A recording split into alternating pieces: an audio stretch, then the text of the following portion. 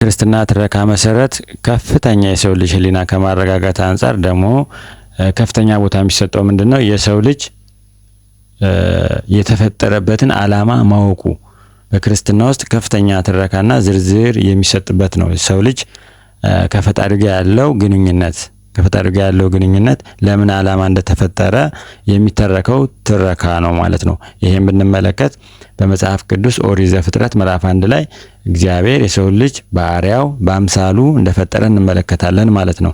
እንግዲህ በአርአያውና በአምሳሉ መፍጠር ማለት ምን ማለት ነው? መጀመሪያ የሰው ልጅ በክርስትና ውስጥ የሁለት ባህሪ ድምር ውጤት ነው ተብሎ ይታሰባል። የመጀመሪያው የስጋ፣ ሁለተኛው ረቂቁ ደግሞ የመንፈስ ስርዓት ወይም ደግሞ የነፍስ ስርዓት ያለበት ነው ማለት ነው። ስለዚህ እነዚህ ሁለት ባህሪዎች ተደምረው የሰው ልጅ ያስገኛሉ ማለት ነው።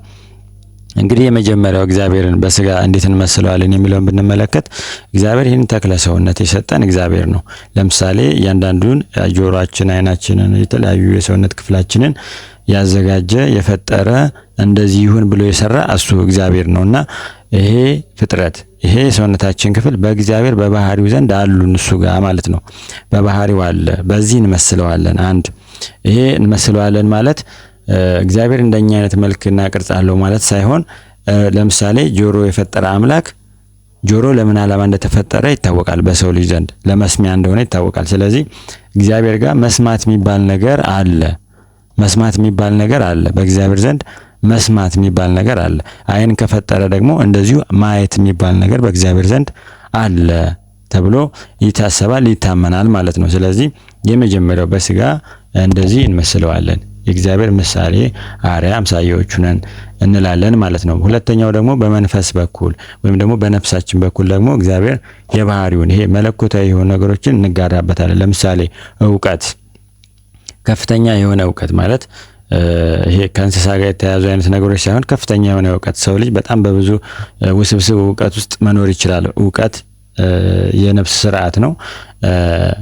እውቀት አንዱ ነው ማለት ነው። ስናውቅ ደግሞ ብዙ ነገር እናገኛለን። ለምሳሌ ባወቅን ቁጥር ጸጋችን እየጨመረ ይመጣልና እግዚአብሔር በመለኮቱ ያሉ ነገሮችን እንካፈልበታለን ማለት ነው። ለምሳሌ ዘላለማዊ ሕይወትን ለምሳሌ መፍጠር የሚባለውን ነገር መፍጠር አሁን እኛ ከእግዚአብሔር ጋር ትከሻ ለትከሻ ተለካክተን ሳይሆን የምንፈጥረው እግዚአብሔር በፈጠረልን ዓለም ውስጥ እዛው ኦሪት ዘፍጥረት ምዕራፍ 1 ላይ እግዚአብሔር ከኛ በፊት የተፈጠሩ ፍጥረቶችን እንድንገዛና እንድናስተዳድር ፈቃድና ስልጣን ሰጥቶናል። እግዚአብሔር በነዛ ላይ እንደዚህ መለኮታዊ የሆነ የእግዚአብሔር ማንነት መገለጫዎች ማድረግ እንችላለን። ለምሳሌ ማዳን፣ ዘላለማዊ ሕይወታችን ላይ ይሄ እግዚአብሔር የባህሪው የሚባሉ ነገሮች አሉ። ለምሳሌ በጎነት፣ ቅንነት፣ ፍቅር፣ እውነት በቃ እግዚአብሔር በባህሪው ያሉ ነገሮችን እኛ ከሱ የምንካፈልበት ደግሞ ረቂቁ የመንፈሳዊ ስርዓታችን በነፍስ በኩል እንመስለዋለን ማለት ነው። እንግዲህ ባህሪያውና በምሳሌው ማለት እንደዚህ በቀላሉ መረዳት የምንችለው ነገር ነው ማለት ነው። ስለዚህ ይሄ ከፍተኛ መረጋጋትን ይሰጠናል በህይወታችን ውስጥ። ይሄንን ዓላማ እናደርጋለን። እግዚአብሔር የፈጠረኝ ለዚህ ዓላማ ነው። እግዚአብሔር ይሄ ፎልስ የሆነ ትረካ አይደለም። እውነተኛ የሰው ልጅ ማረጋጋት የሚችልና እግዚአብሔር ለሰው ልጅ የሰጠው ዓላማ እውነታ ይሄ ነው ማለት ነው። እውነታ ይሄ ነው። እግዚአብሔርን እንድንመስል ነው። እግዚአብሔር የሰው ልጅ የፈጠረው ለፈተና ከዛ ደግሞ ሁለት ነገሮችን እንዲመርጥ አድርጎ አይደለም። በተለይ ሁለት ነገሮች የሚባሉት ምንድነው? አንዱ የዘላለም ሞት ነው። ሁለተኛው ደግሞ የዘላለም ሕይወት ነው። እነዚህ ሁለት ነገሮች ተፈትነን እንድናገኛቸው አይደለም እግዚአብሔር የፈጠረን።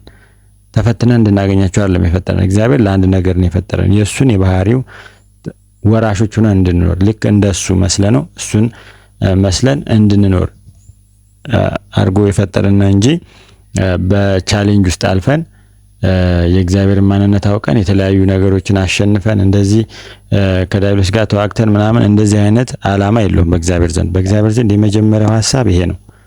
እግዚአብሔርን የባህሪው ወራሾች ሆነን እንድንኖር እርሱ ጋር ያሉትን የባህሪውን ማንነት ተካፍለን እንድንኖር ነው የእግዚአብሔር ዓላማው። እግዚአብሔር የመጀመሪያው ሐሳቡ አስቀድሞ ያሰበን የሰው ልጅ ለምንድነው? የባህሪው የክብሩ ነጸብራቅ እንድንሆን ብቻ ነው የሰው ልጅ የፈጠረን ማለት ነው። ይሄ በጣም ከፍተኛ መረጋጋትን የሚሰጠን ነው። ይሄንን ዓላማ ማወቃችን፣ ይሄንን የእግዚአብሔርን ሐሳብ ማወቃችን ከፍተኛ የሆነ መረጋጋትን ይሰጠናል ማለት ነው። ይቆያል።